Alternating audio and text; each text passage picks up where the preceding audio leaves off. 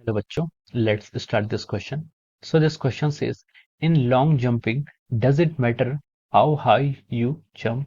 What factor determines the span of the jump? ठीक है, तो चलिए बच्चों अब हम इस क्वेश्चन को स्टार्ट करते हैं। ठीक है, तो देखिए बच्चों इस क्वेश्चन का जो आपका की कॉन्सेप्ट है, ये क्वेश्चन के आपका प्रोजेक्टाइल मोशन पर बेस्ड है। प्रोजेक्टाइल मोशन पर कैसे बेस्ड है ये मैं भी आता हूँ। ठीक है, प्रोजेक्टाइल मोशन पर आपका बेस्ड ही आपका प्रॉब्लम है।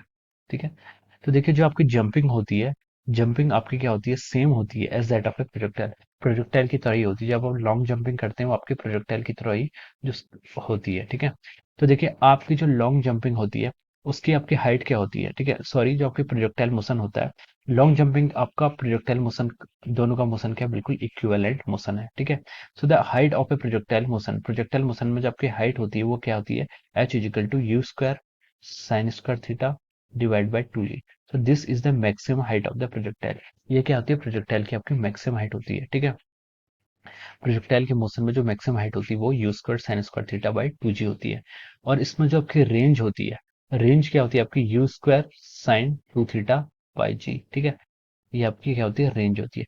तो उसने हमसे पूछा कि in long jumping does it matter how high you jump. ठीक है, लॉन्ग जंपिंग का मतलब हमें रेंज क्या चाहिए, मैक्सिमम चाहिए। लॉन्ग जंपिंग में हमें रेंज क्या चाहिए होती है, मैक्सिमम चाहिए होती है।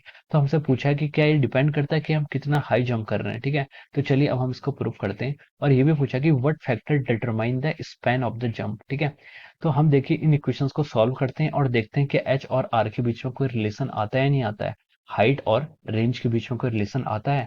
तो अगर आएगा तो इसका मतलब है कि डेफिनेटली वो डिपेंड करता है, अदरवाइज नहीं करता है। ठीक है, so make it equation number 1 and make it equation number 2। ठीक है, अब आप क्या कर लीजिए, इक्वेशन सेकंड को क्या कर लीजिए, इक्वेशन 2 को डिवाइड कीजिए बाई इक्वेशन 1। ठीक है, equation 2 is divide by equation 1 कीजिए, तो देखिए आपका ये आ जाएगा आर डिवाइड बाई एच, क्या आ जाएगा आपका u square sine 2 theta divide by g. ये आपका क्या आ गया, ये आपका रेंज आ गया, whole divided by U square sine square theta divide by 2g।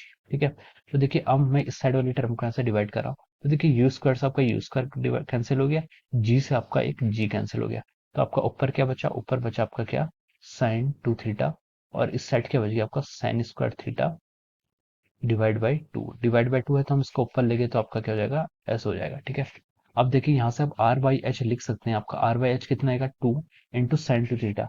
Sign to theta को आप ट्रिग्नोमेट्रिक फंक्शन के एक्सपेंशन आपको पता होंगे, साइन टू थीटा होता है आपका 2 sine theta cos theta, 2 sine theta cos theta, हमने इसको लिख लिया, divide by sine square theta. आपका यहाँ पर ये टर्म ऐसी रहेगी, इज इक्वल टू, देखिए ऊपर वाले एक साइन थीटा से न्यूमरेटर से हमने डिनोमिनेटर का एक साइन थीटा को कैंसिल कर दिया, तो आपका ऊपर बच गया 4 कॉस थीटा डिवाइड बाय नीचे क्या आ गया आपका साइन ऑफ थीटा।